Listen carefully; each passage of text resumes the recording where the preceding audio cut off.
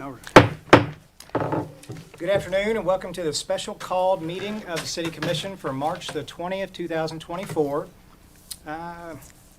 We are here to consider the rezoning application for number 1155 with a revised master plan, development plan for an undeveloped section of Braxton Park. Can you call the roll, please? Commissioner Vowles? Here. Commissioner Thomas? Here. Commissioner Pruitt is absent. Commissioner Witt is absent. Mayor Staten. Here. We've got a list of rules. They're just going to be very simple. There's not a whole lot of people who signed up to speak tonight, so it should go fairly quickly. If you have not signed in to speak and you wish to speak, please see Teresa immediately before we get started. If you are the attorney representing either side, you have an unlimited amount of time to speak.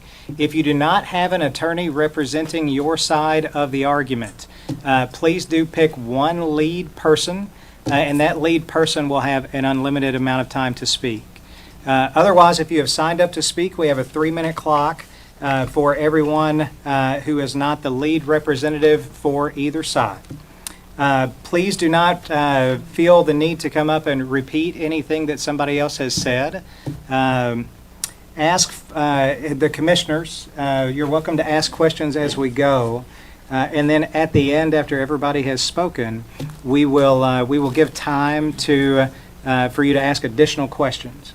However, when we close the public hearing, we cannot ask any additional questions, nor can we call anyone else up at that time. And so any kind of action that we're going to do for questioning or calling people up, let's do so when the public hearing is open. The close of the hearing, there will be no, well, we just went over that part, sorry. At the end of the hearing and after the close of the hearing, every commissioner has two motions in front of them. One is to approve and one is to deny the rezoning request.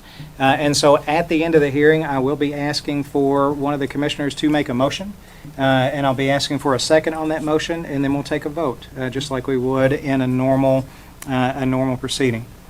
Please only approach the podium if you are called upon to approach the podium, and everyone who speaks will be sworn in. Before we open the public hearing, are there any questions about the rules for the hearing? All right. Dawn, can you please present the application? Rezone application number 1155 with a revised master plan development plan was submitted by H Properties LLC for the property located in the city of Henderson at Harpeth Glen Trace and Sandcastle Drive. That's PBA parcel ID number 74-83 and contains approximately 12.218 acres per the master plan development plan. Applicants have submitted a zoning change map amendment application to amend the development plan originally approved with rezoning 870. The Planning Commission held a public hearing on December 5th, 2023, at the end of which it voted 7-2 to recommend the approval of the zoning map amendment application and instructed staff to prepare formal findings of fact supporting the recommendation. Then on January 3rd, 2024, the Planning Commission voted unanimously 8-0 to adopt findings of fact to approve rezoning application number 1155. Afterwards, 8 affected property owners requested that the Board of Commissioners decide the zoning map amendment. Today's hearing is for review of the Commission to decide the rezoning application number 1155. In front of you, you have the zoning map amendment application, the Planning Commission staff report, and a copy of KRS 100.213 for your reference. Okay, thank you. Thank you, Ms. Dawn. I'm not finished. Oh, sorry. I was Yes, turning ma'am. the page. I Sorry. mean, thank you for the first page. There you go. The amended development plan shows the development of new single-family housing lots at Harpeth Glen Trace and Sandcastle Drive. The original development plan allowed for some of those lots to be used for townhouses. However, the amended development plan does now restrict the development to single-family use. On the screen, you will see the back section is zoned R2, which is in orange, and the yellow section is R1. The section zoned R2 was rezoned from R1 with the rezoning 870 with the development plan in 2003. So that section is already zoned R2. The development plan approved with that rezoning consisted of the addition of 34 new single-family home lots at the end of Harpeth, Glen Trace, and at the end of Sandcastle Drive. The 2003 development plan was noted to potentially add townhouses on some of those lots, although that note has now been removed in the revised master plan development plan. The developer has noted under general note number 9 that all lots shown are for single-family use only. The proposed revised plan shows that the lots in the area along what was Essex Drive are smaller than originally approved in the 2003 plan, but all of the requirements of the R2 zone will be met, being that all the lot sizes are sufficient for what the zoning ordinance currently requires for R2 zone properties. Thank you, Ms. Dawn. Appreciate it. Okay, so with that, I am going to open the public hearing. So the public hearing is now open. And I'd like to call upon the side who is presenting the application. Can the applicant please, the lead representative for the applicant, please approach the podium.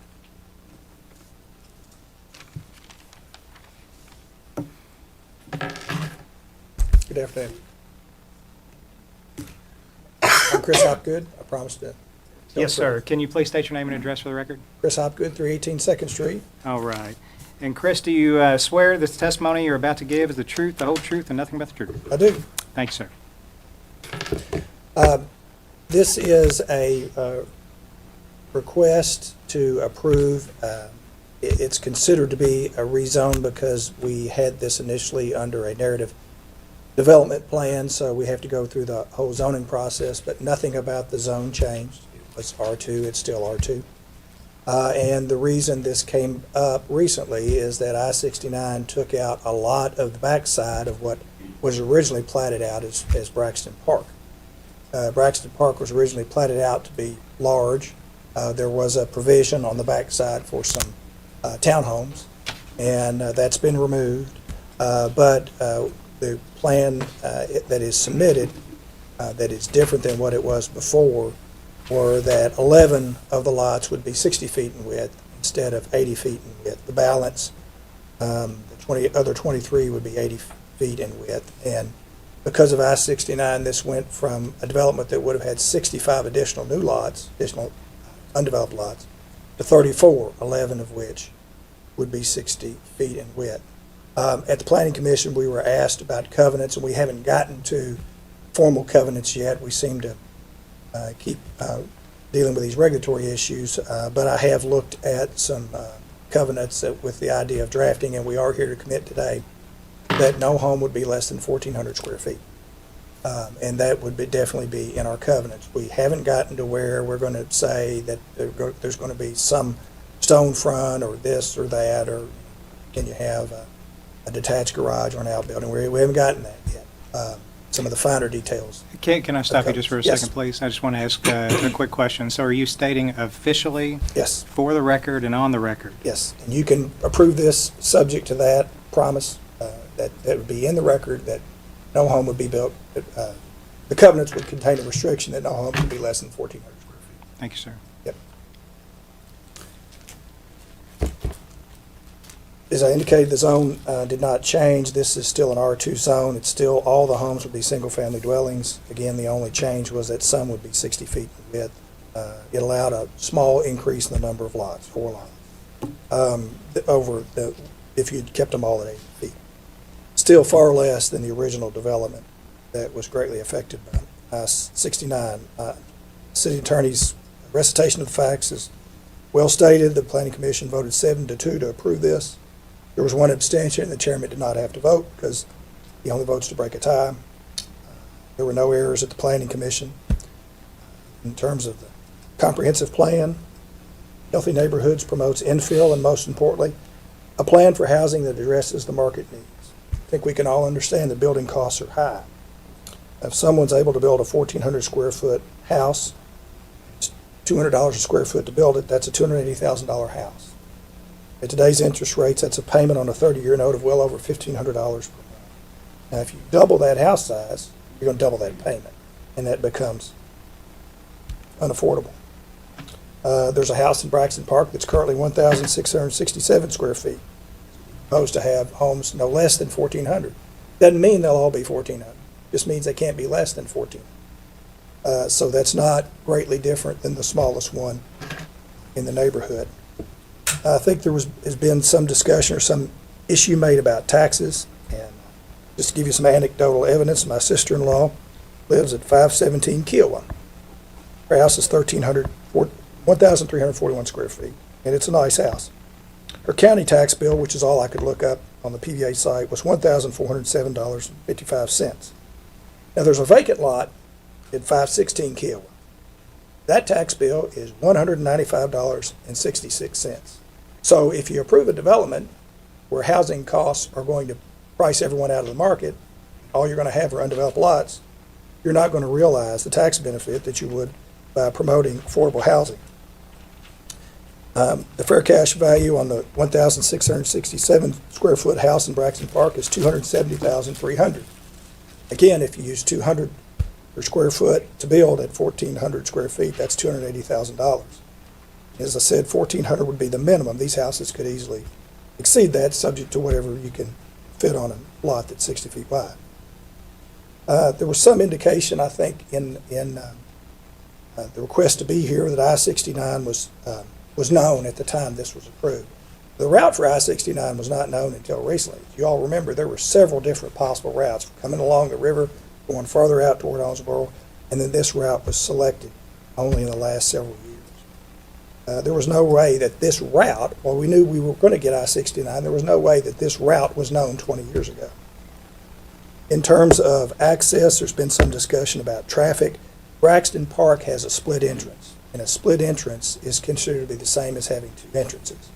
Bent Creek only has one entrance. That was a problem when we had a fire out there. This is totally different. And the split entrance would meet multi-entrance requirements. There's been a great deal of talk about traffic. I think traffic is a red herring. The initial development for Braxton Park was much larger than this. It anticipated that the entrance that we've got would be sufficient to handle a larger development. This is indisputably a smaller development. So the traffic that was anticipated when the split entrance was approved is going to be was greater than it would be now with a fewer number of homes. Simply, if it was good enough for a larger development, it's good enough for a smaller development. I believe that there's some information that the city may have on traffic studies. I know you've got, at the time, the entrance. Braxton Park has a separate third lane entrance to it. You're widening Wathen Lane. So all of that will improve traffic, and the extra lane that was built in for Braxton Park was built in the anticipation that a larger development would be built. And simply, this has been heard, this has been vetted. You have a planning commission. I trust that you trust your planning commission. It was not a close vote. It's not changing a zone. It's not creating less than single-family dwellings. It's simply taking 11 lots, making them, instead of 80 feet, 60 feet. And we submit that you should approve this just as the planning commission did. Chris, let me ask you a quick question. Yes, sir. How many lots are we talking about in total here? I have 34. And you said 11 are 60 foot, Yes. and the others are Would be 80 foot? 80. Okay. Yep. Is it, if I'm reading on the application here, that the minimum lot size is 7,000 feet, 7,000 square feet? I have to do the math, the depth, but yeah, that sounds about right. If you take 120 feet times 60 is going to be 72. So if they're 60 feet wide, how deep are they? Well, if it's the minimum size at 7,000, they're going to be, that's not a number that I do in my head very well unless it's got a dollar sign. Got 160 Yeah. feet deep. There you Sound about right? Right. And then, you had said, and I'd heard this, I saw this in the hearing transcripts as well, that these were at one point in time planned to be townhouses, In the back. but that note was removed. So Explain, when was Sure. that note removed, I guess is my big question. when this thing was originally platted out and developed, when the R2 came in, there was some allowance for townhouses in the back. We don't have a really good definition of townhouse in our ordinance. So one of our proposals that never came to the planning commission was to put some of these lots into townhome. LDC, you learn a lot. We elected not to go forward with that. That was never submitted to the planning commission. Same thing for duplexes. Duplex townhomes, split, 0 lot line, 2 units. We dropped all of that at LDC. Only moved forward at the planning commission with R2, single-family dwelling, the same as it's been, with just the request that 11 be 60 feet in width instead of 80 feet. So that note was removed when we submitted what has been approved. You may know the answer to this, or may not, I don't know, it's just something that seems a little bit unusual to me. R2 is typically double family, You right? can have duplexes in R2. Right. Is it normal for a subdivision to have this single-family restriction in the R2 zone? It's sort of tailor-made zoning where you get the flexibility in R2 of lot size and house size, but you give up multifamily. So R1 has a different lot size and house size. Setbacks. Yeah. So you give up a multifamily, and what you get is more flexibility in the size of the lot, the size of the house. I'm going from memory, but I'm thinking Jago might have been done the same way, R2 with a development plan of single-family.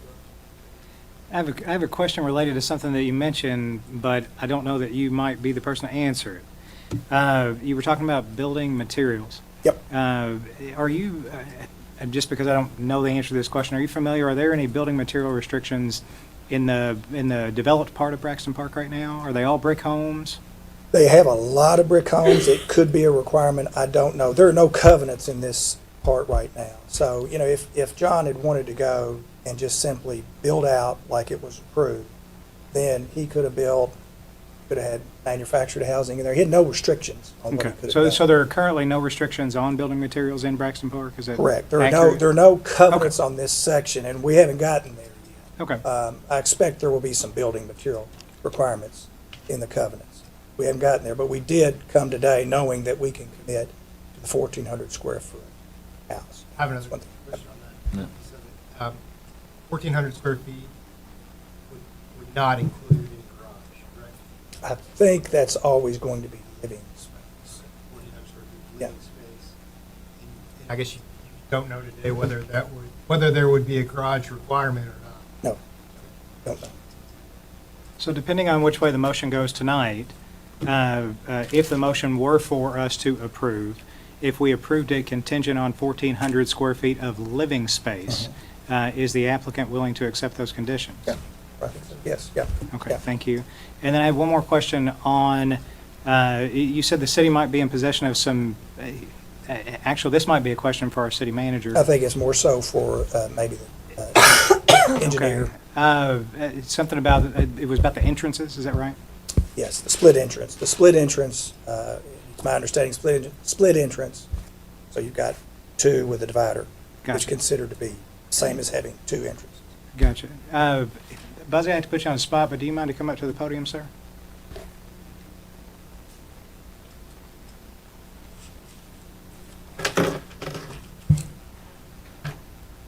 Are you aware of the, oh, sorry, yes, state your name and address for the record. William Newman Jr., Do you swear, 2127 Locust.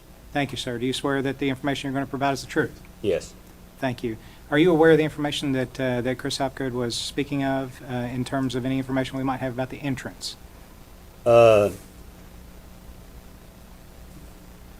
me, but I was sitting in the back of the room and a little hard of hearing. Do you mind to restate? Split entrance being the same as a double, it counts as a double entrance according to anything. To answer that question, there's an ingress and an egress that is considered what I would consider as a two-way entrance into that subdivision. Does that answer the question, Can you, sir? let me know, are those ingress and egress, are they 2-lane or 1-lane? They are one lane, 1-lane. but they're wider than normal. Wider. Okay. Thanks, sir. That's all I have right now. Appreciate it. Add one thing. Ideally, you would like to have an entrance on the north and an entrance on the south. Can't do that. I-69's on the south. There's no way to expand the entrance. All the property is owned. When this was platted, streets that run parallel to Watson Lane were stubbed out that if they ever developed, there would be another access point. But with what you've got now is what it was designed when development was going to be much larger than it's proposed to be. Thank you, sir. Are there any other questions from the commission? Covenants, Yep. they don't exist in this part right here, right? Right. Not Okay. yet. Now, are there building covenants as far as materials and all that in this other section? You know, I haven't looked at that, Ronnie. I Okay. just don't remember off the top of my head. I'm sure there are. Or we can be conducive with, if there are we going to be conducive in this section? You know, I can't answer that because you might have, where they might have a complete brick front. I've seen covenants with a partial brick front or partial stone front. And, you know, those are beauties in the eye of the beholder, what people want. So, and it also has to do with cost as well. If you're going to try to build an affordable home, you have to be careful with your requirements that you don't price yourself into a price point where you can't compete because the house is small. Right. Okay. Is there any other information you'd like to offer the commission? Thank you, sir, for your testimony. We appreciate it. All of the other speakers that I have signed up are to speak against the proposal. If there is one person that has been designated as the lead representative for the against side, will that person please approach the podium?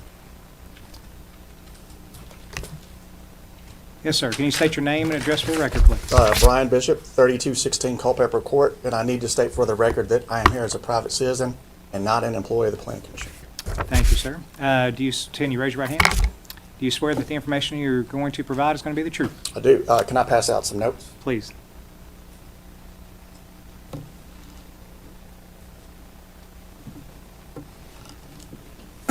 I won't read these to you verbatim because I don't want to bore you guys to death. I know it's a long day. I will start off with number one, that the description above is not accurate. This is not medium density. This is medium to high density as defined by the subdivision regulations in Henderson, which I will elaborate on shortly. For the Planning Commission or the Board of Commissioners to approve this rezoning request, one of two things have to be found. That the map amendment is in agreement with the comprehensive plan, or in absence of that fact, the existing zoning classification to the property was inappropriate or improper. Mr. Hopgood has said that the zoning is not improper. It's fine. They didn't want to change it. So they do not meet that requirement. B to that is that there have been major changes in a social, economic, or physical nature which were not anticipated by the comprehensive plan that has substantially altered the basic character of the area.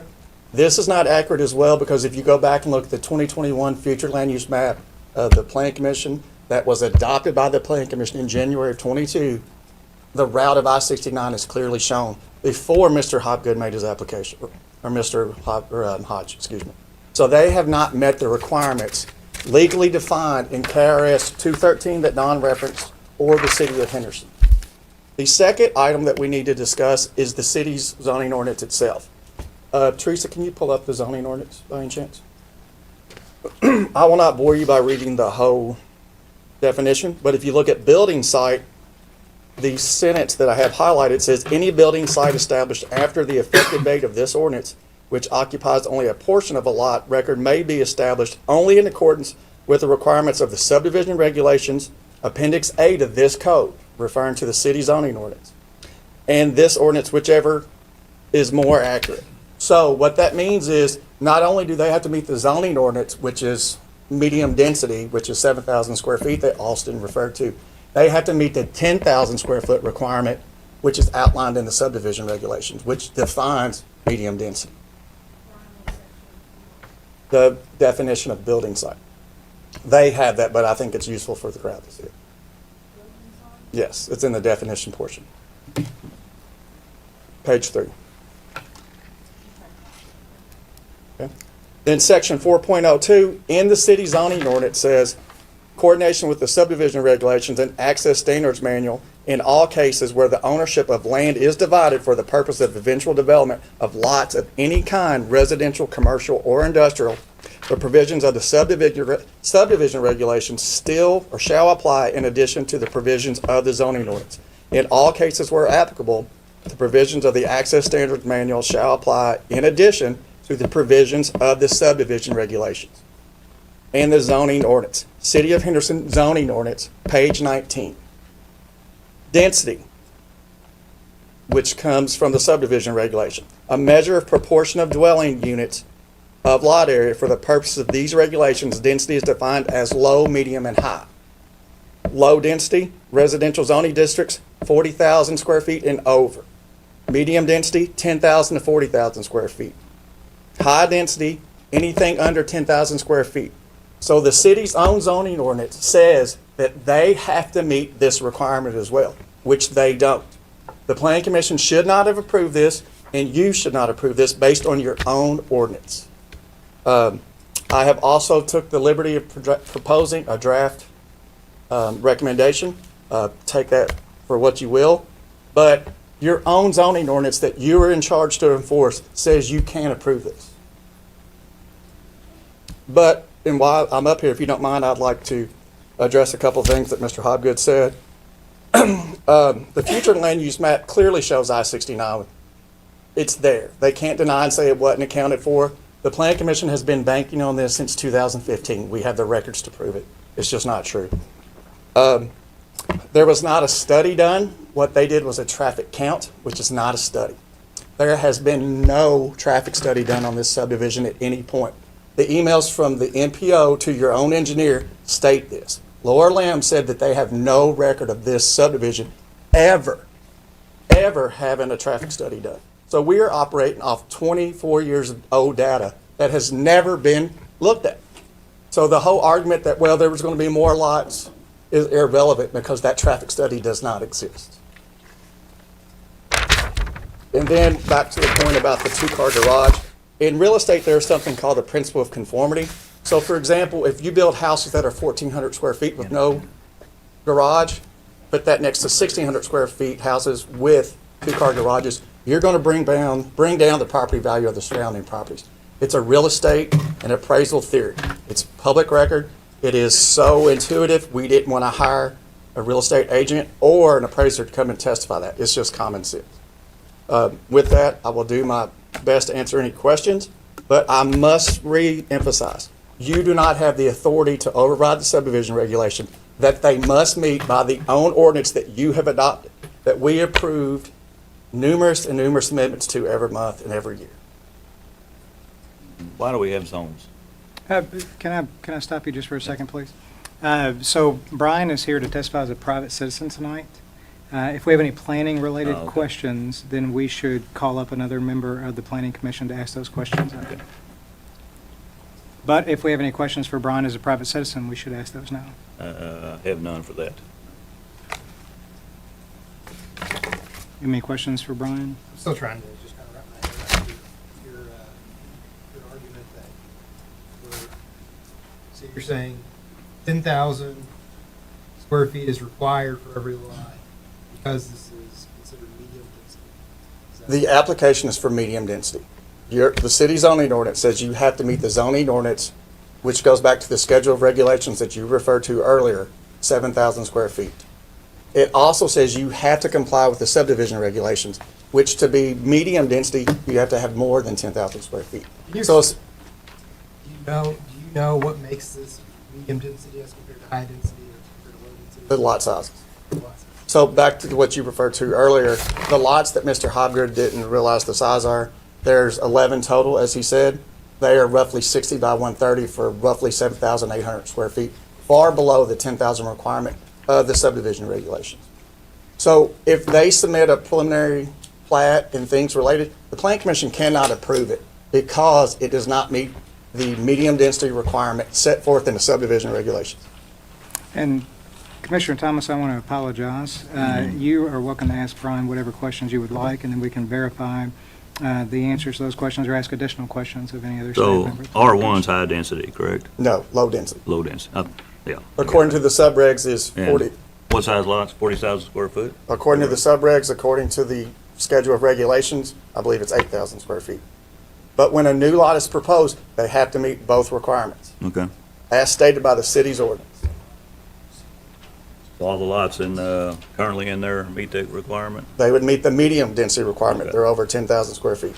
Not low density, though. Correct. You were Those would be medium density. What they're proposing, nearly 1/3 of are high density.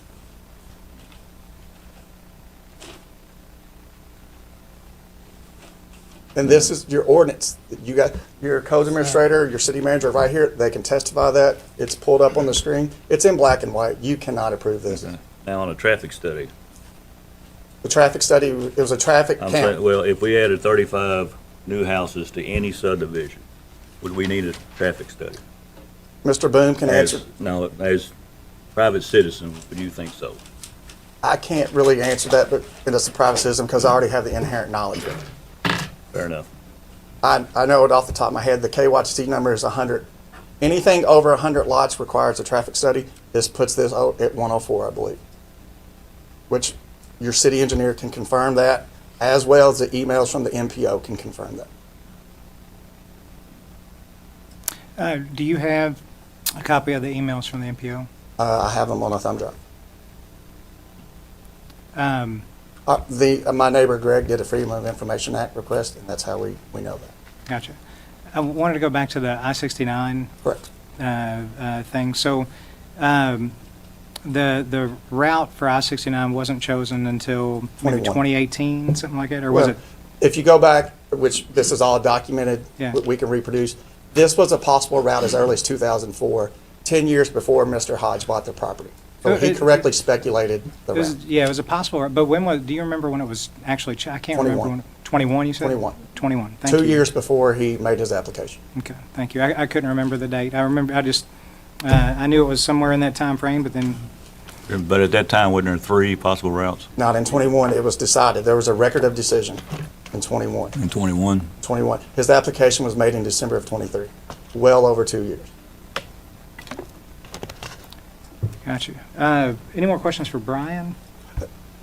Brad, can I add one thing? Yes, sir. Yes, Another sir. thing to add, Mr. Hodge bought this property in 2014.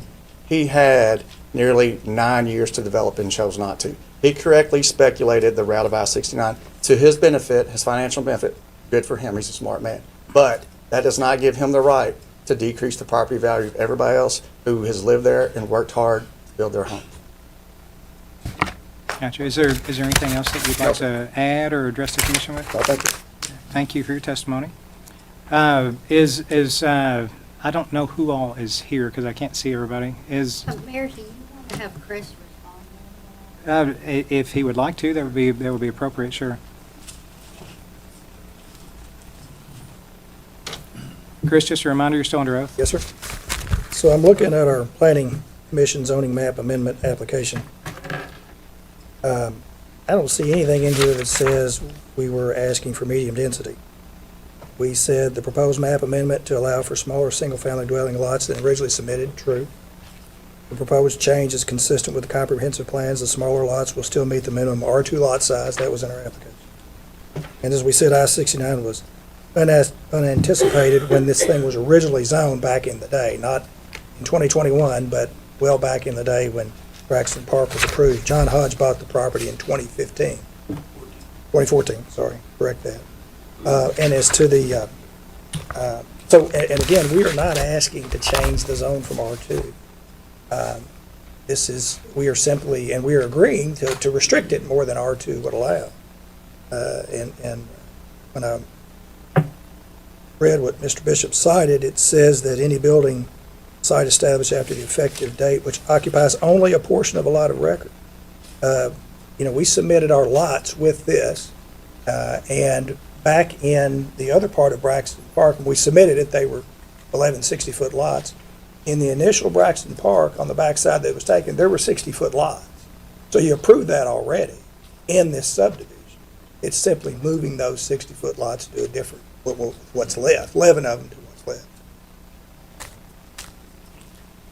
To Mr. Hopgood's point. Right the- away. Sorry. Just remind you, you're still under oath. Yes, sir, I do. To Mr. Hopgood's point, the change in the R2 is irrelevant. The subdivision regulations must be required as far as lot size. It's in your ordinance. The purchase was done well after we knew a possible route. My guess is that's why Mr. Hodge bought the property as a benefit, as an investment. Well done. And then what was your third point about the partial lot? This is not a developed lot. This is an undeveloped portion of Braxton Park, which means this regulation does apply because it has not been developed yet. This subdivision regulations and zoning ordinance covers undeveloped lots as well as developed lots. Thanks, sir. I think I said, is Jennifer Marks here? Jennifer, would you mind to come to the podium, please?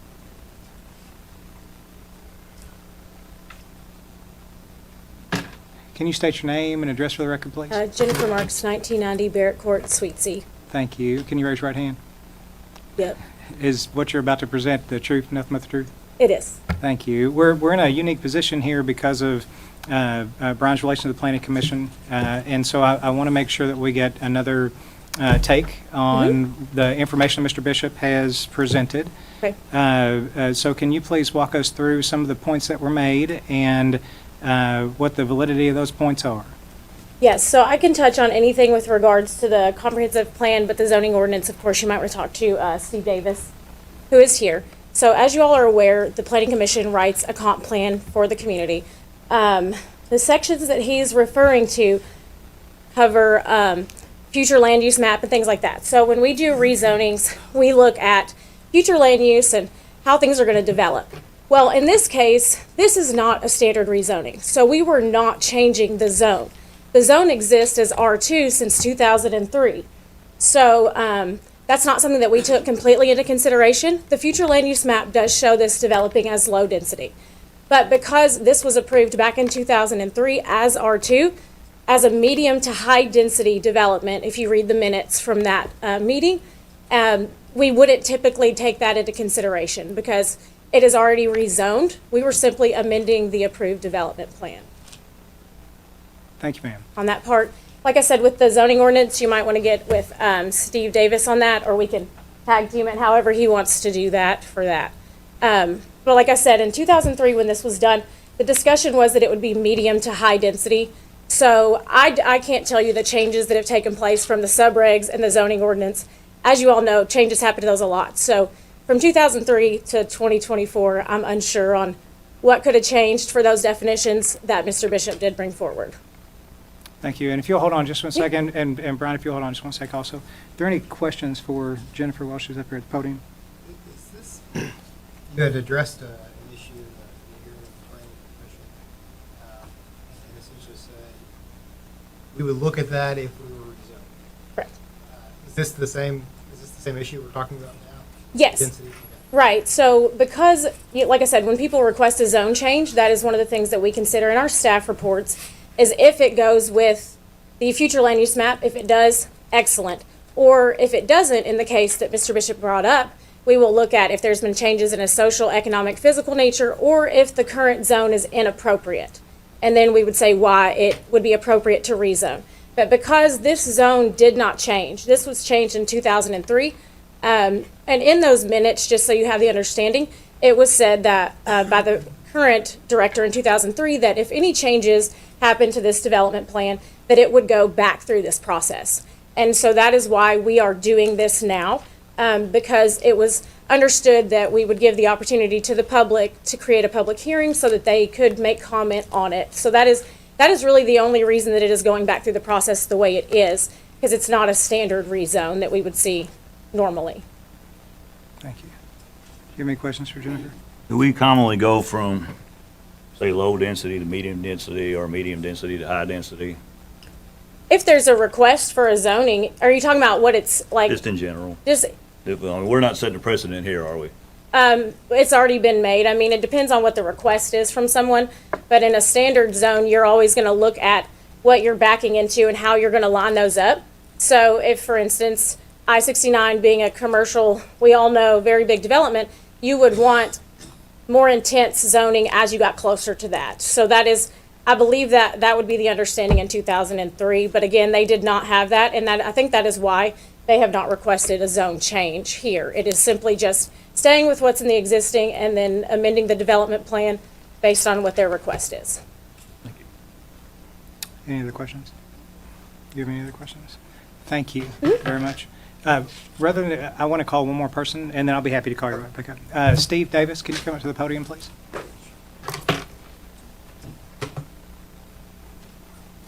Please state your name and address for the record. My name is Steve Davis, and 1990 Bear Court Suite. All right. Do you swear that what you're about to offer is the truth? I do, sir. Can you answer the questions that we had from earlier about the zoning? Yes. What exactly did you guys want to know about this? Well, first of all, I'd like to know, so Mr. Bishop presented a case to us that if we were to approve this, that we would be breaking our own zoning rules. What is your opinion? I think he's referring to the subdivision regulations only. Our Appendix A clearly states that for a single-family unit in an R2, 7,000 square feet is all that's required. For a two-family dwelling, 10,000 is required. And in our Appendix A subdivision regulations, R2 is actually labeled as medium density. So these are things that, I mean, and this is found in Schedule A. I think this is actually up right now, yes. So all the setbacks are what's listed. So in your opinion, does the request adhere to our zoning regulations, or do they not? In my opinion, yes. Since, I mean, they've been very kind to not put townhomes in this, and they're allowed to in an R2. They can make it a lot worse than it is. They're doing single-family dwellings, and in an R2, all that's permissible. You can do duplexes. So it's, in my opinion, I think that this is very suitable. Steve, would you do me a Okay. favor and read the definition for building Brian, standards? I just want to remind you, yeah, if you would, just let us get through the hearing, and I will be happy to call you back up here in just a second. Are there any questions for Steve? No. Do you have any questions for Steve? Thank you, sir. Thank you. Brian, would you like to come back up, sir? First to Steve's question. Teresa, do you care to go to building site again? Steve's just flat out wrong. Steve's a great guy, but he's wrong. If you look at the last sentence of that definition, Appendix A, which is part of the subdivision regulation, which is your regulations, and this ordinance, which is more restrictive. So Steve is wrong. You have to go with the more restrictive use as defined in the or the density as defined in the subdivision regulation. It's right there in black and white in your own ordinance off your own website. Steve's just wrong. I'm sorry. And back to what Jennifer said, one thing I'd like to correct her on. She said the current director in 2003. That was not me. That was Peggy. Sorry, bad joke. But back to the standard rezoning process.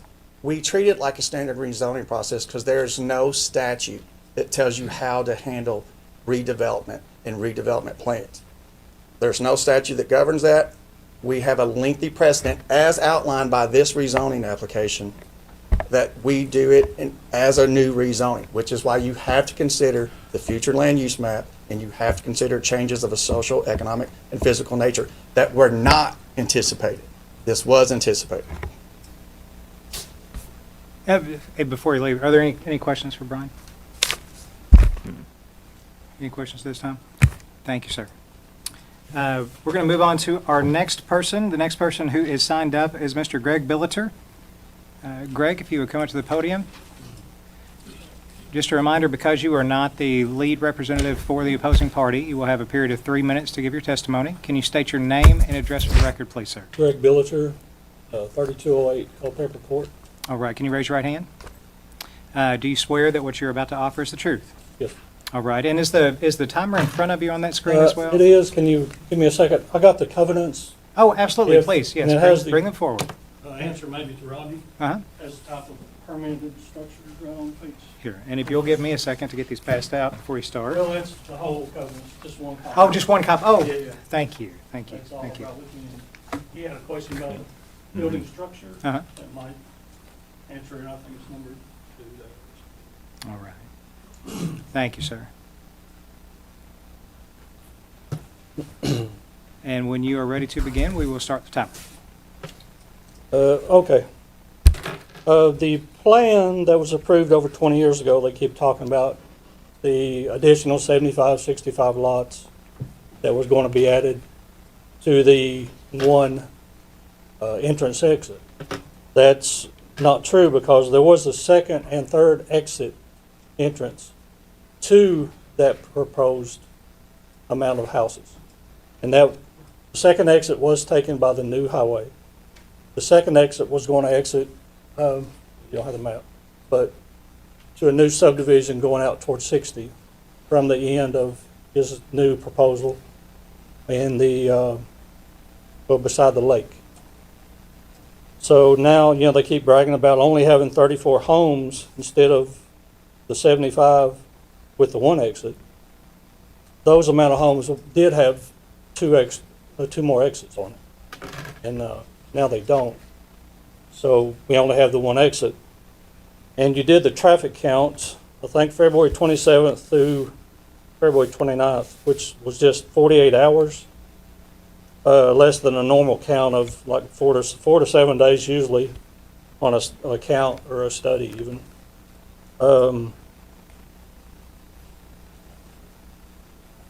What's the take on the results of that? Y'all have the results of that? It's just going to take my time if I ask questions. The results of, The traffic counts. do you want to pause the clock? pause it. You did pause the clock. Is there someone here that can speak to the results of the traffic count? Mr. Billiter, if you'd just like to have a seat, I'll call you right back up. Thank you, sir. Buzzy Newman, I'd like to remind you, you're still under oath. Thank you. I ordered that traffic count. It is a traffic count only. Any questions? Were you, actually, the original question was asked by Mr. Billiter. Did you have any additional questions for Buzzy, Mr. Billiter? Why was the count made in the first place? In order to prepare for this meeting tonight, it's my duty as city manager to provide any information that could come up in this meeting as may be requested by the Board of Commissioners and/or the applicant or the complainants. All right. Thank you, sir. Mr. Billiter, if you'd like to reapproach. I'd like to remind you, you're still under oath, and you have about half your time left, sir. Well, a few years ago, Mr. Hodge hired Peters Construction to clear the land and give advice on developing the lots that are now called 82 to 90. After working out there for 2 to 3 weeks, Donald Peters told me a couple of days that it cannot and should not be developed because of the water table and of the terrain back there.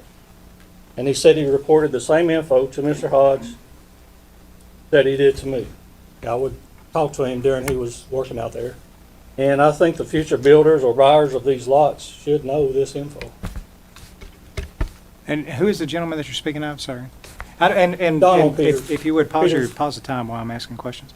I'm sorry, I don't know who Donald Peters is. It's Peters Construction. Uh-huh. Donald died a couple years ago, but he was doing this a few years ago. He did that, cleared a lot of land back there across what's lots 82 to 90, right in that area. He knocked down a bunch of trees, cleared some land, and worked out there 2 to 3 weeks. And he told me that that land should not be developed because it was, poor terrain, bad drainage, the water table was terrible. And he said he was going to report the same info to Mr. Hodge. Thank you. You can restart the clock. And did you have other information you'd like to offer the commission, sir? No, not at this time. Okay. What kind of questions do we have for Mr. Billiter?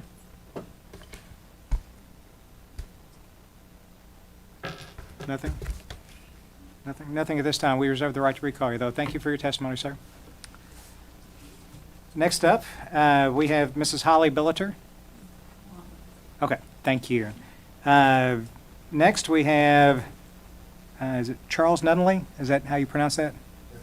If you'd like to approach, if you want to speak. Have nothing. Thank you. Next up, we have April Bishop. Bishop, 3216 Culpeper Court. Thank you, ma'am. If I can get you to raise your right hand, please. Do you swear that the information you're going to offer is the truth? I do. Thank you. No, I don't know anything about anything on the screen. I'm not here. I have no technical information. I just want to say that we're not asking Mr. Hodge. We know that this is property he owns, and we don't begrudge him from developing this property. We want it to be developed into, additional nice homes in our neighborhood.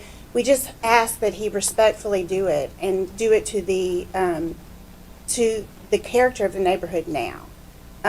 With 60-foot lots, that is not going to allow any home to be built to the restrictive covenants that we all had to adhere to when we moved into this neighborhood. So that's just my only request, that, you think about that, and we don't begrudge him developing this property, not at all.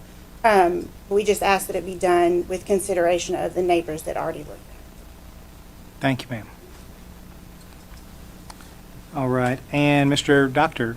Patrick Lake, would you like to speak, sir?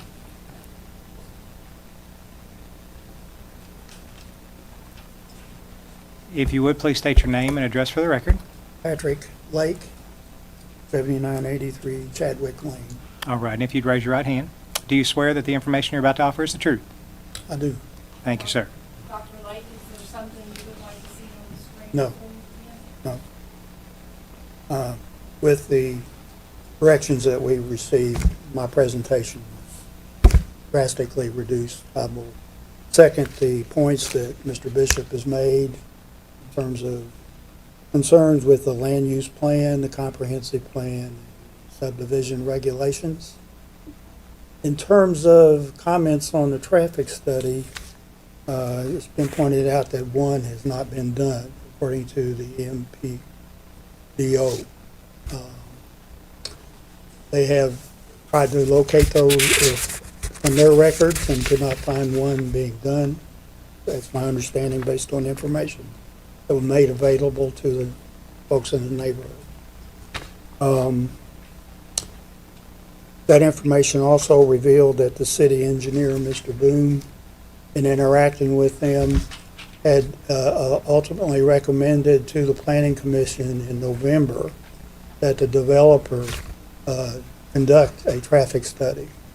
And also, I think that parallels Mr. Bishop's comment on the regulation that if it goes above 100, traffic study being done. Can I just ask for a point of clarification? When you said they recommended that a traffic study be done, are you talking about the MPO or are you talking about the city engineer? City engineer Thank you, sir. recommended to the Planning Commission Thank you.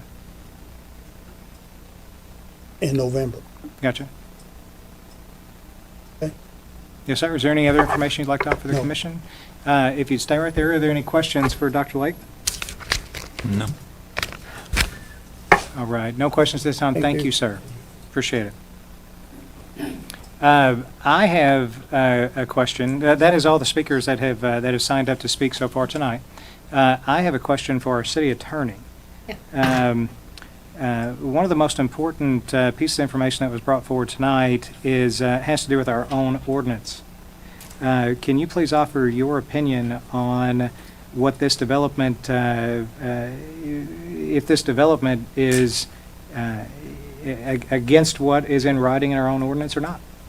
Well, based on what we looked at tonight and what your code administrator, the forces, the ordinances, on behalf of the city said, 7,000. I do not have the subregs in front of me, but Prime Bishop coming up. But based on what Steve said, it appears that this is what is in the zoning. I do not have the subject. All right. Mr. Bishop, I think you want to address the commission, I do. sir. A reminder, you're still under oath. Don, you do have the section of the subregs. It's what I handed out, the 10,000 square feet. So you do have that. And then Teresa, again, would you go back to building site definition?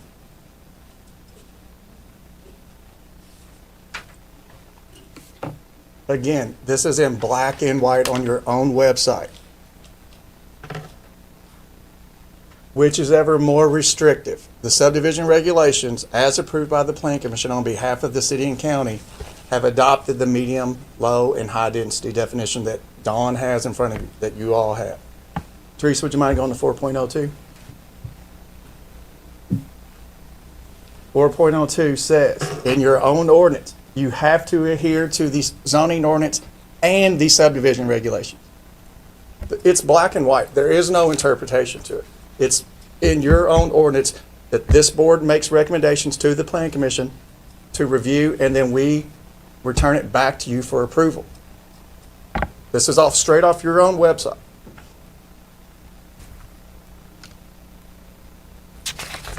You have to legally do it. If you do this, you will be breaking your own ordinance. I would ask that we give you 5 minutes. Thank you, ma'am. We are going to stand in, oh, sorry. Before we do that, reminder, you're still under oath? Yes, sir. Steve Davis. This is already zoned R2, so I'm a little confused in the argument. If it's already zoned R2, R2 as 7,000 square foot is what the requirement is. We're not going to rezone this to something else. So we don't really have to go backwards. This is already done. I think he's talking about subdivision regs along with Right. that. But this is already zoned R2. Not gonna be. Sure. No. What would you like to do, Commissioner? I'd like to go ahead and address them. That's absolutely okay. Yes, sir. So I guess one question is going to be for the developer, that there's been a lot of questions about ingress and egress. And my question is there other opportunity for that in any manner with the way the layout is? No, if you can see where Chadwick is stubbed out to the north, if that property ever got to be developed to something other than it is, you could take Chadwick to the north. But the way it's built now is the way it was planned to be built for something that's much larger. So the ingress and egress, it was never going to go out Melody. It was never going to go out Bowling. All I-69 did was completely physically prevent anything from going to the east. So the entrance, the ingress, the egress that you got now is what was planned 20 years ago for a much larger development. And I guess the other side would like to speak on that as well, and I'd be happy to hear what you all have to say. Teresa, can you go back to the 2003 master plan, please? From 2003. Yes. And to Steve's point about it's going from R2 to R2, he's correct. But when we amend a development plan, you have to treat it as a new rezoning. That's the precedent that has been set by this subdivision itself for over 20 years. Secondly, the preliminary plat and master plan that Mr. Hodge approved in 2014 has expired. There's a 3-year lifespan on those as per the subdivision regulations, which is why Jennifer and TJ, in addition to the rezoning, made him come back to the Planning Commission. It's a new application. So Steve's point about going from R2 to R2 is wrong. It's a new application because we give it a new number, a new hearing, new findings of fact. It's new. So the point about going from R2 to R2 is completely irrelevant. And if you'll notice on here, Mr. Hopgood's incorrect. You'll notice the Braxton Park exit. Then you'll also notice 2 other entrances that were proposed to go to the northeast, which never developed. In the 2000 version, there's an additional exit that was supposed to be there. So a total of 4 exits when this subdivision was developed for the large number of lots that he described.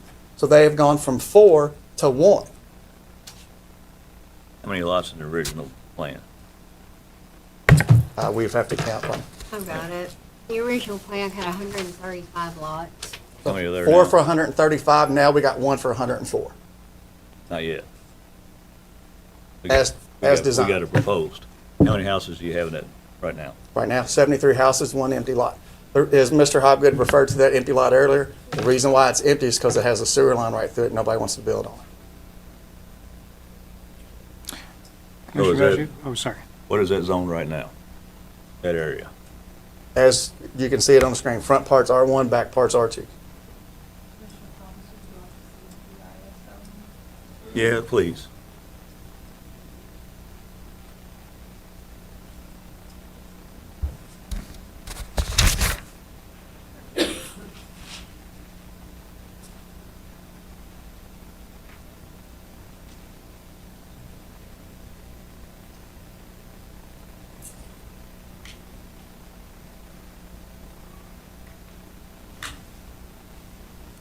I've got a question for Brian, actually, if you don't mind. So, you'll have to forgive me because I'm not That's right. a planning expert. So, am I right in thinking that what you are saying is that this hinges on this being a rezoning request Yes. to activate what's on paper here for Yes and rezoning no. purposes? So the rezoning request itself, yes, requires the new zoning hearing, which where we get into findings of fact, and then what the Board of Commissioners and the Plan Commission must find. That's step one. Step two is the subdivision regulations that deal with the development itself. Mr. Hobgood submitted a master plan and preliminary plat in 2014, which has expired, which means that has to come into compliance as well. So he is against the gun twice. Rezoning has to be redone by precedent and by no clear regulation. And Mr. Hobgood himself has said the zoning's fine. They came back to amend the development plan that they were required to do by Jennifer and TJ. Did that answer your question? I think so. And another question I've got is, whenever this was originally developed, what exactly does the document say that requires us to come back now? That's my point, Brad. There is no document. There's a No, link. no, I'm sorry, like where it says if you're going to come and develop this, this has to go back before the planning commission. Does it say it has to go back through a rezoning hearing It in depends on writing, what you're or- doing. So for example, we have minor and major subdivisions. Yeah. Anything less than 5 lots or less is a minor subdivision. You don't have to submit construction drawings. But if you go over that lot, you have to submit construction drawings for roads, water lines, sewer lines. No, my specific question though is for the neighborhood. Okay. It's my understanding, I heard something from somewhere that there's something in writing that's requiring these proceedings to happen. So, That was written back in 2003 or whenever it was developed. they're referring to the Yes. minutes. In the Yeah. minutes, Peggy Wood said that if there were changes to this development, it would come back to the plan commission. Right, so in the minutes, does it say that if You- there are changes to this development, it has to go through a rezoning process? Or does it say that it Yes. has to go before, those words kind of matter to me, so I just want to know what it says. You call Jennifer Marks up, she's the one. Oh, thank you. If you don't, do you mind if I, What, go ahead, sir. Well, so one thing back to the one entrance, I know Buzzy has said that it's adequate. It's not. You can do a quick Google search of the Rob Wedding fire in October of last year, right before Mr. Hobgood made his application. The fire department, Henderson's Fire Department, the police, blocked off the entrance to Braxton Park. We were unable to leave. So if that were to happen again, or if Chadwick and the main road, Braxton Park Drive, were to be blocked off, we're trapped. We can't go to work, we can't go to school, we can't do anything. Can And I that say- has happened in the last 6 months. Let me ask a question to that regard. Okay? So what happens now without the development if the fire department blocks that, the entrance? We're stuck. You're stuck. So So does for the, example, if it's blocked, if someone has a heart attack in the back, no one can get there. so the question I have is it your opinion that this development would make it more likely that the exit would be blocked because of fire? Yes, because you're adding more density and more traffic flow to it. But, Here, that's the other question I had kind of burning in my mind. yeah, I'd like to see the Denver Fire Department address that. okay, thank you. Before we do, if I could have Jennifer Marks come up to the podium, please.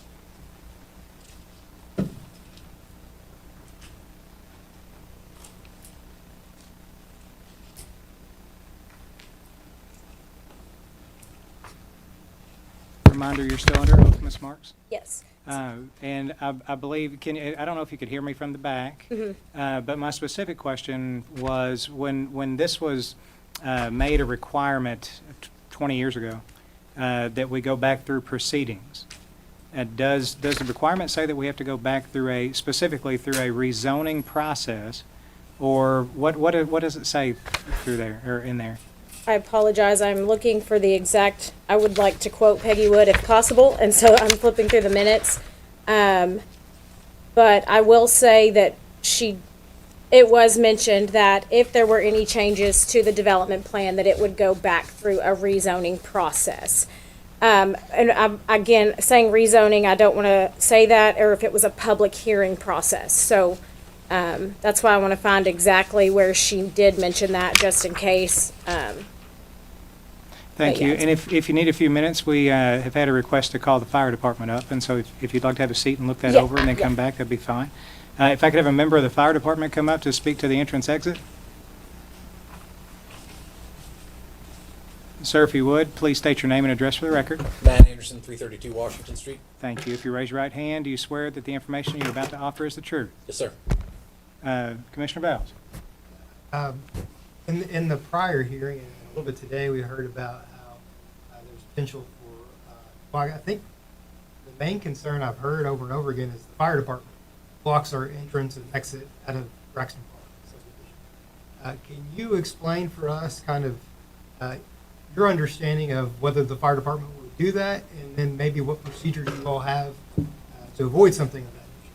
So normally the real reason that we would have to block a road entirely would be we're laying out our 5-inch hose for supply line in the event of a fire. I know the event that Mr. Bishop was speaking of was we laid out 2,300 feet to that house, which was across towards the golf course side. When I went to go look at this today, the fire hydrant is on, if you look at it from my directions, it is on the top right side of Chadwick and Braxton Park, right there at the entrance to the boulevard. Oh, if you want to. Or not Chadwick, I'm sorry, it's up on the corner. There's a hydrant right there on the corner of Wathen and Braxton Park.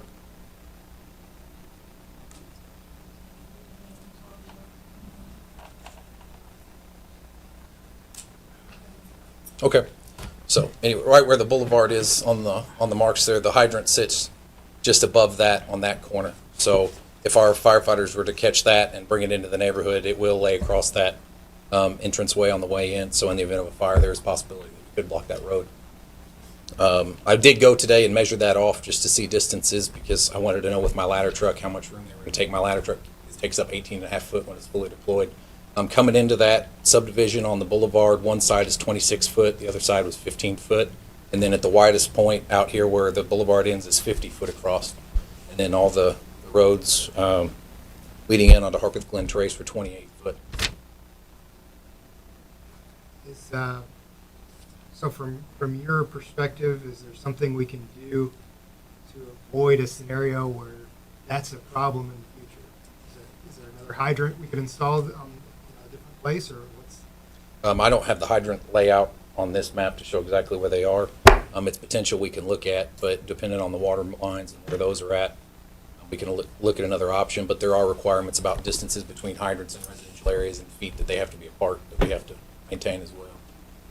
So that, I mean, that does concern me. Ingress and egress are being blocked there, and it's a problem.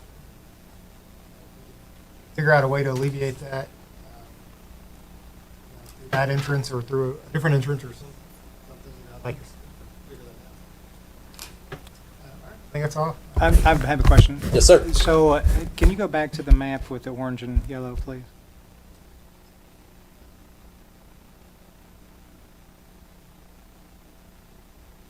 I'm having a hard time situating this in my head. So for it's my understanding the orange area is the R2, right? So if that area is developed and there's a fire back in that specific area, Yes, sir. are you going to be blocking the main entrance to tend to a fire in that area? So down on the end, like behind Culpeper and all that Yes, area, yes, where yes. the proposed development is? Where the proposed area No, is? sir. So the map I saw with potential hydrant locations, there's going to be fire hydrants on that road specifically that our guys will have access to, so we're not going to lay in from Watson Lane all the way through the subdivision. Okay. Our guys normally catch the closest hydrant. I just wanted to get it straight in my head that if we Yeah, me allow too, this yeah. development to go forward, is it going to make it more or less likely? And is it fair to say that it is not going to have an impact on if the entrance is actually going to be blocked because of a fire?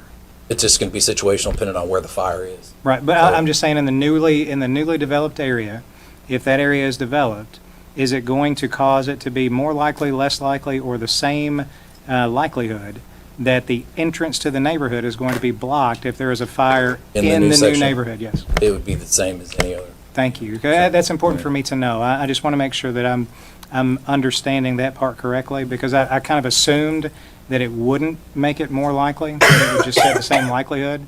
And I agree with Commissioner Vowles, if there is something that we can do to prevent that for the neighborhood in the future, regardless of how this hearing turns out, on the entrance and exit, if we can prevent a scenario where we're going to be blocking that, I'd like for us to look into that as well. If they Yes, sir. added 35 homes, wouldn't you have to put a new hydrant in anyway? Yes, sir. On the maps that I saw of what's been shown to me, there were proposed fire hydrants on the new roads, Okay.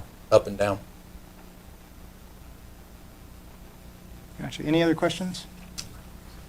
Thank you, sir. We appreciate your testimony. Yes, sir. Ms. Marks, if you'd like to reapproach. This is Jennifer Marks.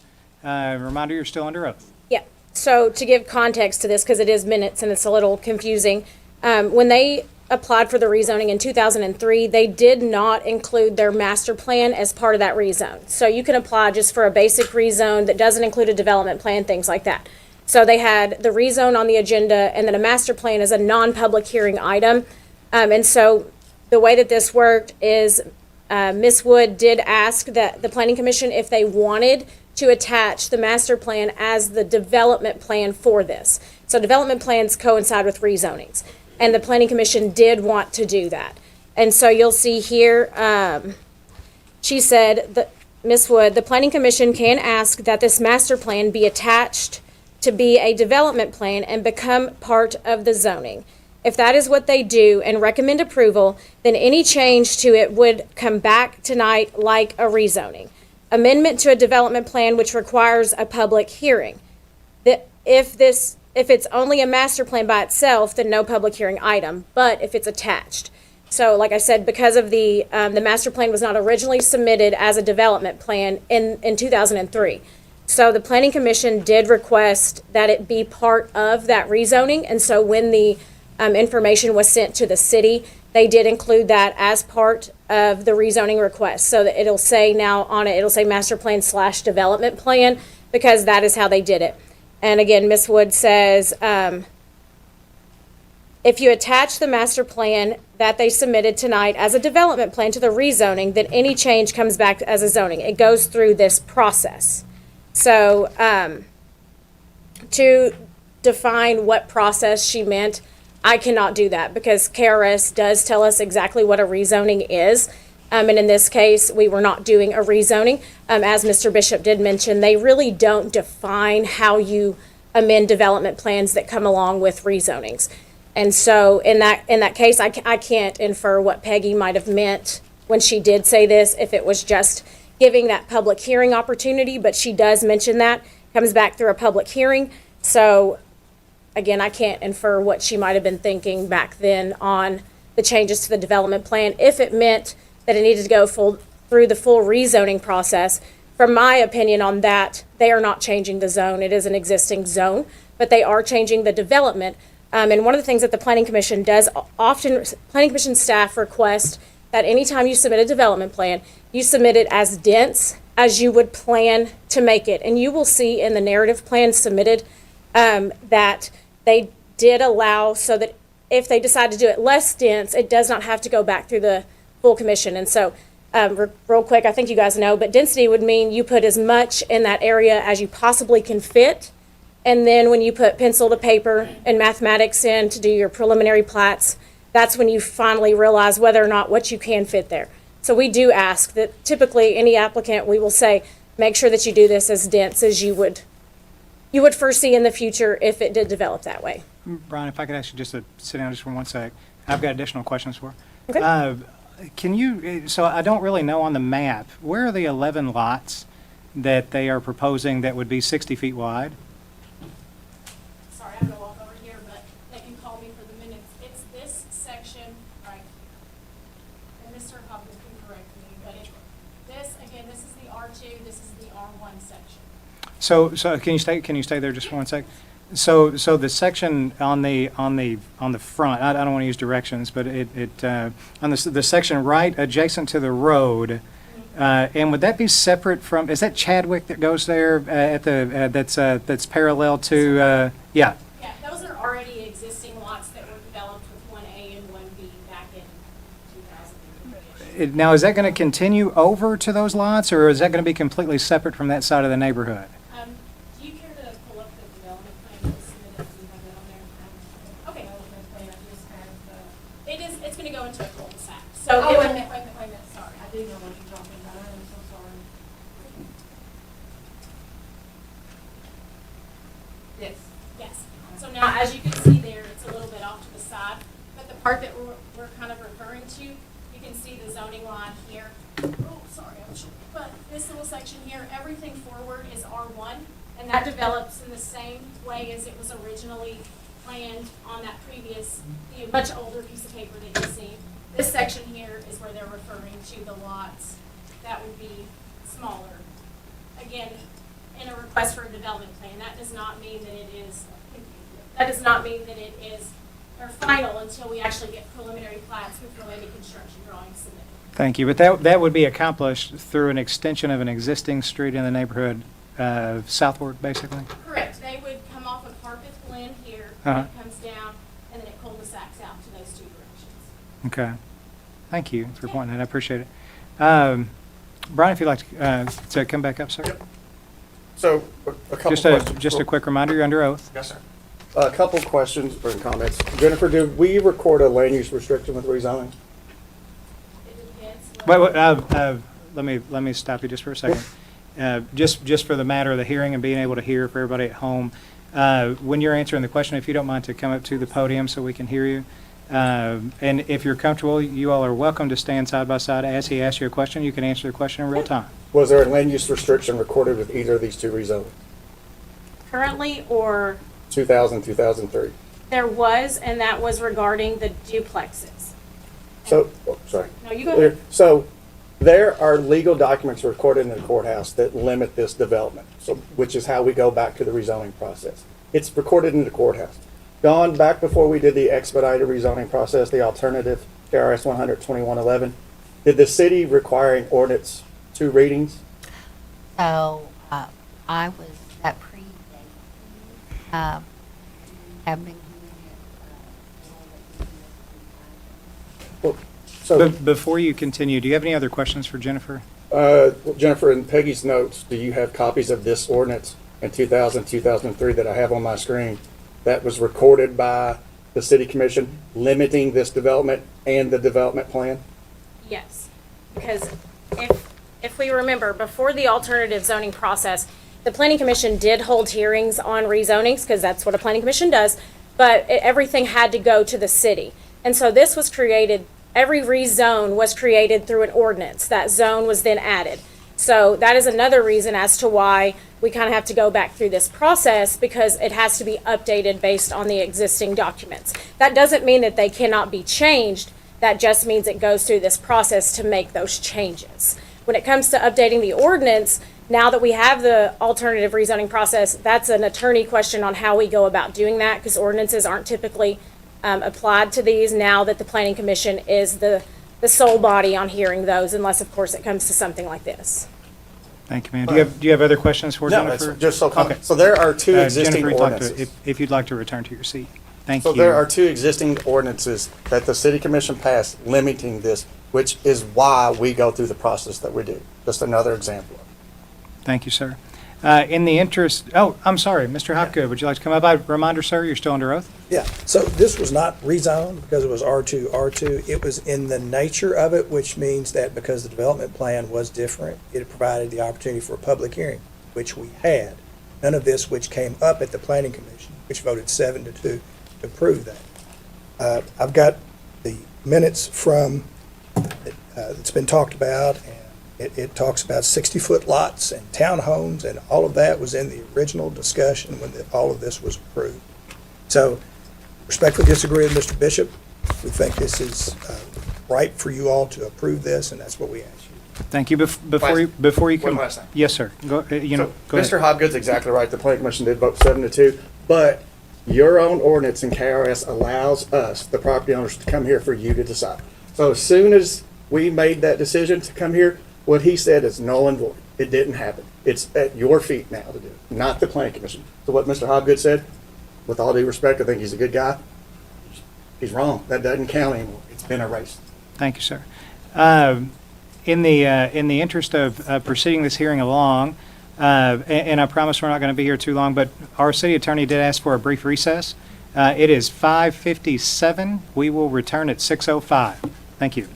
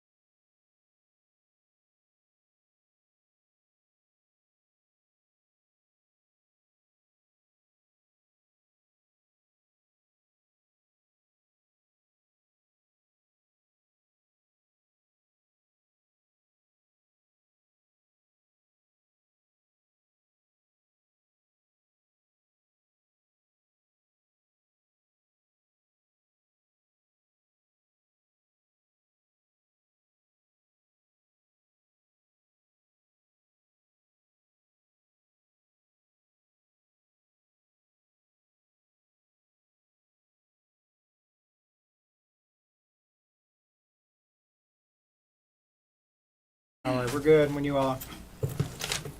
Okay. We are back from recess. For this next portion, I would like to respectfully ask both sides to limit your rebuttal and only allow us to call you up to the podium so we don't keep going back and forth. And I promise everybody will have a chance to speak. For the next question or set of questions, can I have Steve Davis to come up to the podium, please? Steve, if you remember, you're still under oath, sir. Yes, sir. Dawn, would you like to address Steve? Sure, Steve. I believe that Mr. Bishop believes that the density is a problem with that these lots will be less than what's required for R2 zoning. Can you go through under our zoning or regulation as to what the size is, minimum lot size for R2? Sure. Minimum lot size for R2, according to the schedule of regulations. So we're talking square foot, right? Single-family unit is 7,000 square foot. Two-family unit is, two-family unit is 10,000. Want to know the width? The minimum width is, for a single-family unit, is 60. Any two-family or multifamily two-family is 75, multifamily is 70. And so would this development meet the R2? Yes, it would. And I agree with that. And when I looked at the density in the subregs, it appears that the density really goes to infrastructure improvement more so as to lot size.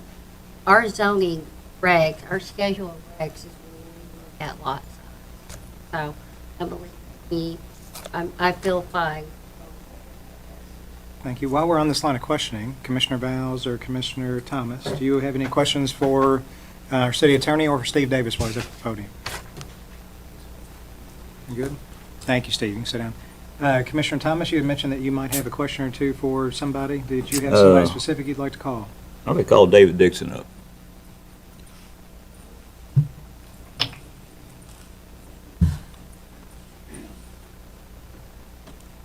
David's the chairman of the Sorry, planning commission.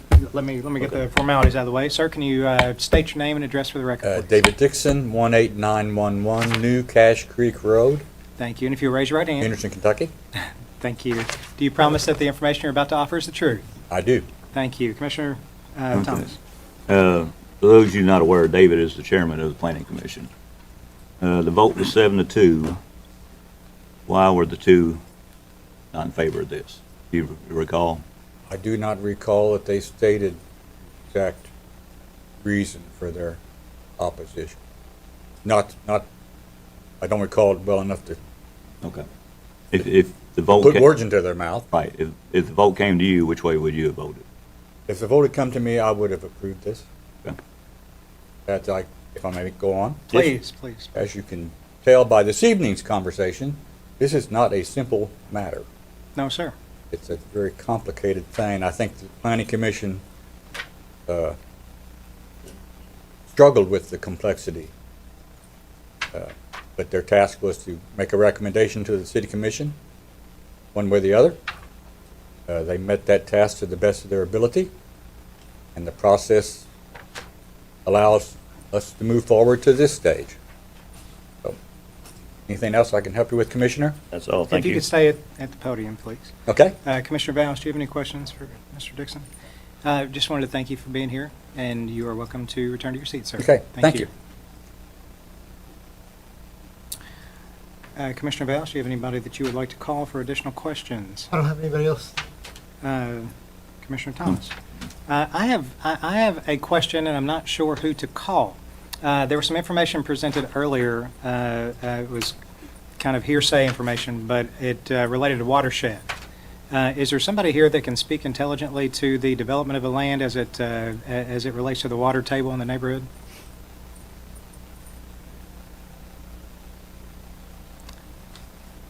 Seeing none, we'll move on to a different line of questioning. Thank you. At this last little bit, what I would like to do is I would like to invite Brian Bishop back up to the podium. Brian is the lead representative of the opposing party, or is the opposed, sorry, excuse me, not party, but opposing parties. Would you have anything else that you would like to add to tonight's I hearing? would. I would like to ask Dawn a question. Teresa, would you mind going back to the building definition?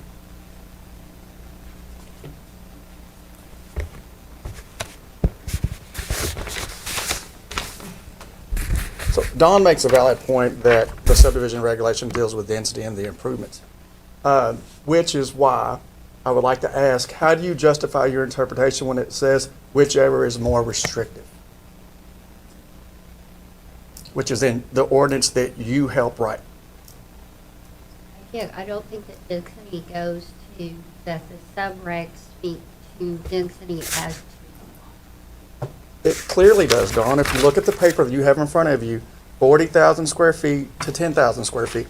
That's a pretty clear indication of density and square footage, I would think. And then, would you mind reading 4.02 and tell me why you do not agree with that? Where it says that you must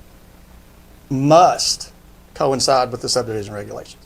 I think that the subdivision, as I said, it goes to the infrastructure. And infrastructure is based on density and lot sizes and things like that, correct? Right. Which only So reinforce. when the plat is laying out and the lot sizes go, then that's when the density, that's when the subregs will have to apply to the. So is zoning information put on those plats? So it's relevant, correct? The density is incorporated through the zoning and the subdivision regulation via the preliminary plat, final plat, and master plan. So they go glove in hand with each other. But they're separate. Do they go glove in hand? They are related. They are related. But- And your own ordinance says you must comply, must. In all cases, the ownership, you must. I'm sorry, shall, even worse than must. You shall. Don as an attorney, Austin as an attorney, shall is the most powerful word in the English language in law. It says you shall meet the subdivision regular requirements. You have no choice. If you do this, you have just guaranteed a loss in court.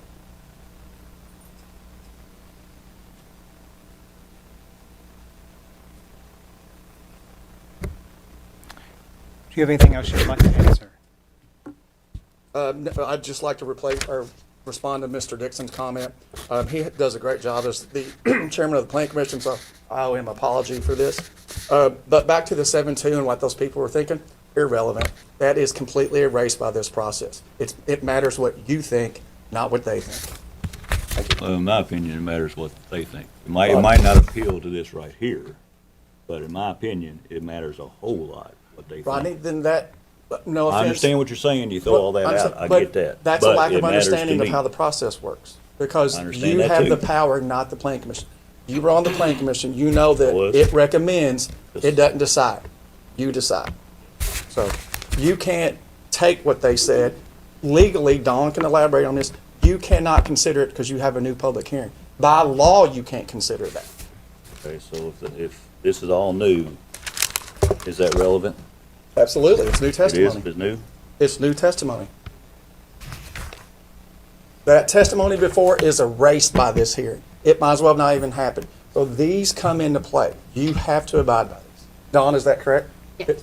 That is correct, that the testimony is correct. Yes, that previous testimony is erased. Thank you. Thank you. Jennifer Marks, can you come back up to the podium, please?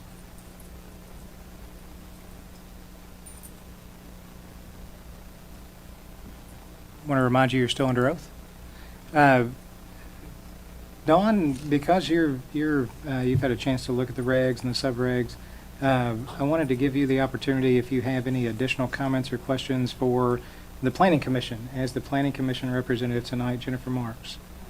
Jennifer, you all deal with the subdivision regulation. When we look at density in the subreg, what are we looking at?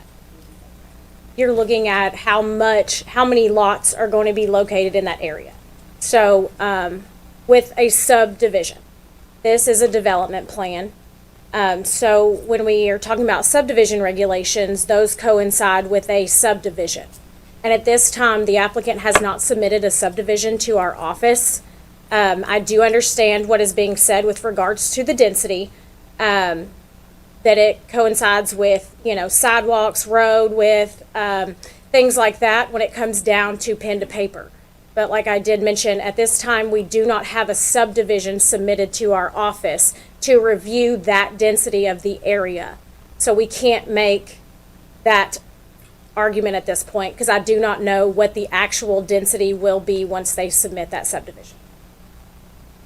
How many additional lots will this change make? This will be, I believe this is 34, and the applicant can reiterate, as I believe it's been mentioned already, this will be 104 total lots, and the original approval had 134. So we currently Yeah, have he says 74, as 104. mentioned, 73 developed, and then there's one that is, Yeah. I can't say whether it's developable or not, but it does have a sewer line running through it. And then the request is for 34 additional lots.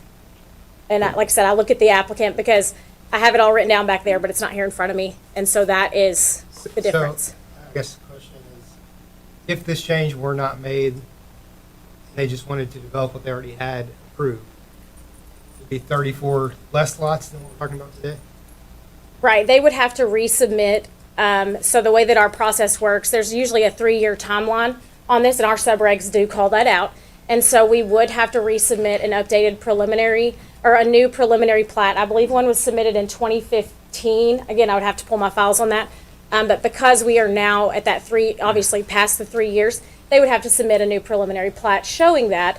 But again, because we have not received an actual subdivision plat, I can't speak to how dense the actual development will end up being once pen's to paper.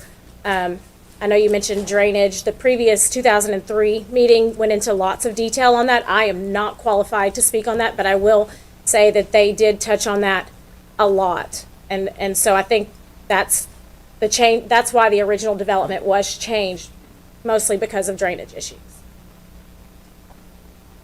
Any other additional questions, Commissioner Bounds? Commissioner Thomas, do you have any questions? No. Thank you, Jennifer. Appreciate it. Does the applicant, representative for the applicant, wish to come up and make any final comments before we close public hearing? No, I think you've heard it from the unbiased, knowledgeable people that this is acceptable, this is subject to approval. The city attorney's commented on it, the codes person has commented on it. The person that was the acting head of the planning commission at this has commented, so you have it in front of you. Thank you, sir. Do we have any other need to call anyone else up to the podium before we close the public hearing? Are there any other questions that you have in order to make the best decision that you can? I have one question, but not for a podium. It's of our city attorney again. Sorry to keep putting you on the spot, but this one's awfully important. There's been a lot of information that has been introduced tonight, and as Mr. Dixon said, this is a complicated matter. It's not simple, and that's why we're here tonight. And thank you all for coming, regardless of the outcome. Appreciate your participation tonight. A lot of the things that have been brought up as far as the entrance being blocked by fire, I don't feel like the development is going to exacerbate that issue, but we do need to address it. As far as property values, there are examples all over the town, Greystone and Balmoral and the Hills, and of houses that are dissimilar that are located immediately next to each other. But the one matter that's probably the most important to me as I consider which way I'm going to vote is the one that we've been harping on all night. And I want to ask you just point blank, is it your opinion that if we approve this matter, that we will be in violation of our written standards or ordinances that we have in place? Prove it. And in my opinion, Do we need to change the wording, these regs, the Be in- subdivision agreement, be interpreted differently, or to be interpreted one way and one and go back and look at that process. not as part of this. No, I know that, yes. Yes. Yeah, I mean, in the future. You know, if you all, clarification is always a good thing. And a lot of times clarification comes once these issues come up. You know, you don't realize that there's any issue. And certainly take it back. And those generally go through planning commission, staff, planning commission. Commissioner Vance, do you have any additional Do we questions? have any opportunity for comment? Or close the public hearing? So what will happen from here is, when we close the public hearing, we will no longer be able to ask questions of people around as part of the public hearing. We will no longer be able to hear from anybody or call anybody up to the podium. After we close the public hearing, I will ask for a motion. You have a motion in front of you to approve. You have a motion in front of you to deny. And then we will ask for a second. At that point in time, we are not done, and at that point in time, we will have commissioner comments on however you would like to comment on whichever way you're going to vote, or any other relevant matter that you might have before we actually take the roll. Is that okay? All right. Does anyone else wish to address the commission before we close the public hearing? Seeing and hearing none, this public hearing is now closed. As a matter of advancing the public hearing, I will ask for either commissioner to make a motion to either approve or deny the request. Yeah, but Do you mind to let us know which one you're going to do before you read it? I'm going to make the motion. Okay. Move that the city attorney prepare a proposed motion and findings of fact based on the record recommending approval of rezoning number 1155 with the revised master plan development plan and narrative development plan submitted by H Properties LLC for the property located in the city of Henderson at Harvard Bloom Trace and Sandcastle Drive, PID number 74-3, containing approximately 12.218 acres for a master plan development plan, that the matter be tabled until the next regular meeting of the public hearing not be reopened at the next meeting, that no additional public comments will be heard at the next meeting, that the recommendation will not be reconsidered at the next meeting, and that this vote not be considered final action. This motion is regarding applicant's request for a zoning change map amendment to amend the existing master plan development plan approved in 2003 with smaller lots. The amended master plan development plan shows the development of new, smaller, single-family only housing lots at Harpeth, Bloom Trace, and Sandcastle Drive. The original master plan development plan allowed for some of the lots to be used for townhouses. Both the amended master plan development plan and the narrative development plan restrict the development to single-family only use developments. And today they also added the restriction of those developments being at least 1,400 square feet. All right, so are you proposing that the 1,400 square feet also be added to your motion? Yes, sir. For the purposes of discussion only, Commissioner Thomas, can I ask for a second? second. Thank you. Now, before we go into our comments and before we take roll, I do want to provide a little bit of instruction for the audience who is watching. We had two commissioners who were unable to join us tonight. Because we have 3 of 5 commissioners present, that does represent a quorum, and we are able to have the hearing. In order for a motion to pass, we need 2 votes. We need the majority of the commission for it to be an official vote, for it to pass. So that being said, Commissioner Vowles, you mentioned that you had some comments that you would like to make, sir. I think it's important to note, and I understand the developer's desire here is to be able to develop these houses in a manner that is what the community needs at large. And besides looking at developing these lot sizes, I know maybe this neighborhood is accustomed to something different, but I think the lot sizes are going to be adequate to make some really nice homes in that neighborhood, especially limited to single family think the developer has made a lot of concessions, considering this is R2 zone already. I don't think what they're asking for here is unreasonable in light of our zoning ordinances. I understand Mr. Bishop has a contrary argument. That legal argument is strong enough to stop this action in court. It is strong enough to stop it. I disagree that it would be. I could be wrong. It's been wrong before. So,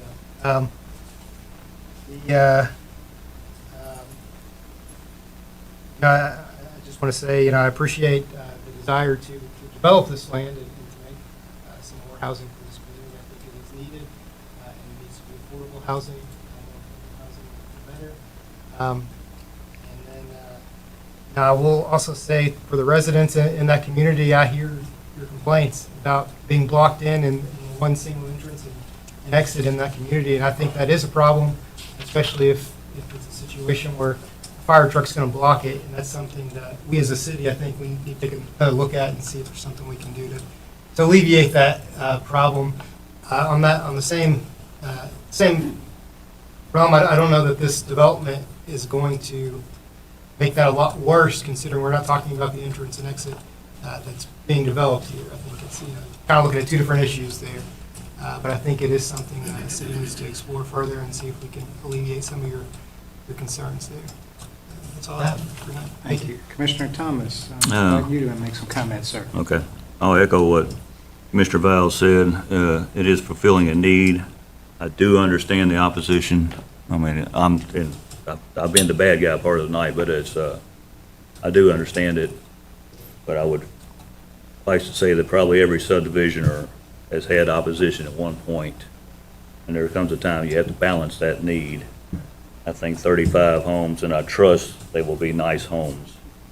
And of those, only 11 are going to be 60-foot lots. So it's the other 24 will be the 80-foot lots that are required. Yeah. But that's all I have to say. Sorry. That's okay. Thank you. I have to admit that before we had this hearing, what I really want to be able to do, and what I do, is trust our planning commission to make good recommendations to the city commission. We have an excellent planning commission that makes very tough decisions on a day in and day out basis. I was more leaning toward not having this hearing, to be honest, because it was a 7-2 vote. When I watched the hearing, I thought it was very fairly adjudicated, but I'm glad we did. I'm glad we had this hearing.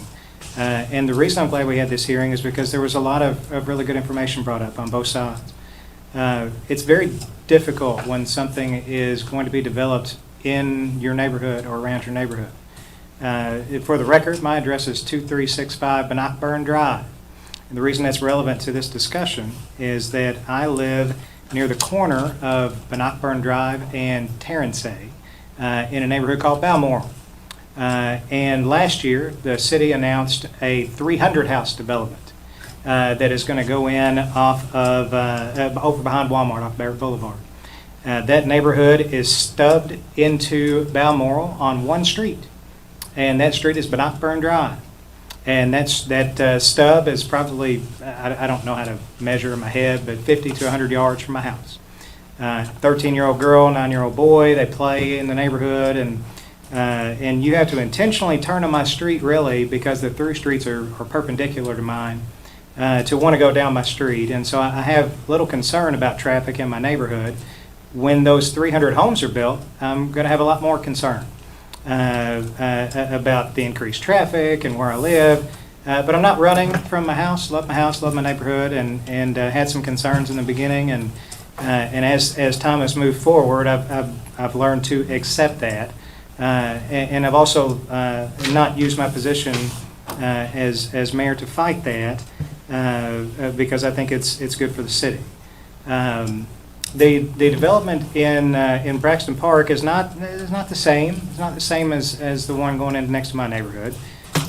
You're talking about, was it 34, 35 houses? 35, like that? I think, yeah. Two-thirds of them are going to adhere to what you are asking for. And the last question that matters the most, and it's not that the other questions don't matter, because they do, It matters about your entrance, and I'm going to again strongly encourage our fire department, if we have a neighborhood, regardless of how many homes, that has one ingress and egress, we don't need to have a situation where we're going to be blocking them in if there's a fire, if we add homes or not. And so I echo Commissioner Bowles' concerns and your concerns there, that we need to take a look at that. It's a safety concern.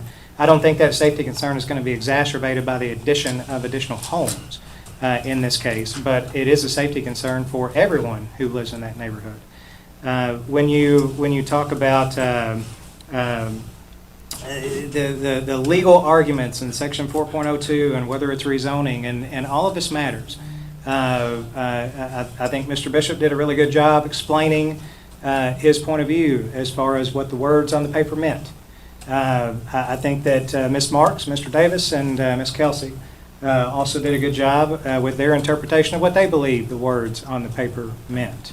I think that the information has been presented very fairly tonight on both sides, and that we do have enough information to make a vote on this matter. And that being said, if there are no additional comments or questions, then can you please call the roll on the matter of approving the request with the addendum of a minimum minimum house size of 1,400 square feet?